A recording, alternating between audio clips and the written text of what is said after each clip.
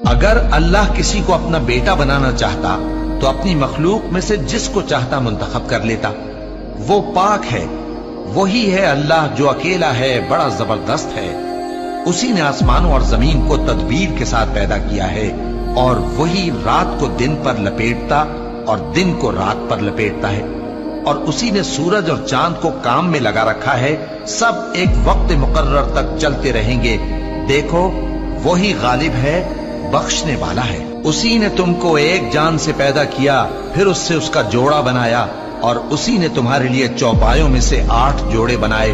وہی تم کو تمہاری ماؤں کے پیٹ میں پہلے ایک طرح، پھر دوسری طرح 3 اندھیروں میں بناتا ہے۔